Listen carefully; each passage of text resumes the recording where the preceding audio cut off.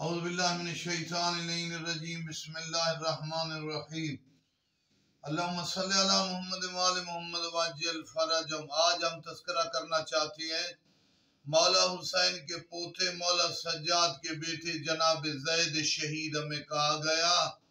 زید شہید یہ بڑے عظیم تھے، حریف قرآن سے، قرآن کی تلاوت کرنے والے قاری عظیم، اہل بیت رسول کے گھرانے سے بزرگوار عظیم بلند مرتبہ شخصیت جن کا بڑا مقام تھا۔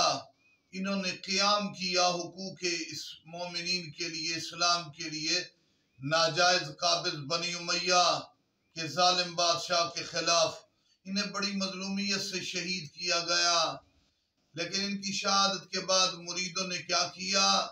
ان کے جنازے کو مخفی طور پر دریا میں دفن کر دیا، لیکن بنی امیہ کے گماشتوں نے ان کے جنازے کو دریا کی تہہ سے نکالا اور 4 سال تک ان کی لاش سولی پہ رہی۔ جناب زید جو بیٹے مولا سجاد کے، مولا سجاد بیٹے مولا حسین کے، بڑی مظلومیت تھی۔ میں نے کتابوں میں پڑھا ہے کہ نبی پاک کو ایک شخص کو خواب میں کہا میرے بیٹے زید پہ بڑا ظلم کیا گیا، انہوں نے لباس اتار دیا، پرندوں نے گھونسلہ بنا دیا۔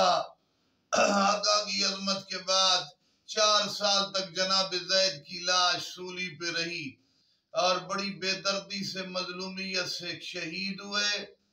شہادت کے بعد بھی ظلم ہوا، پھر ان کی لاش کے ٹکڑے ٹکڑے ہوئے۔ ہائے حسین بھی مظلوم، حسین کا بیٹا سجاد بھی مظلوم، حسین کا پوتا زید بھی مظلوم، جن کی لاش 4 سال تک سولی پہ رہی۔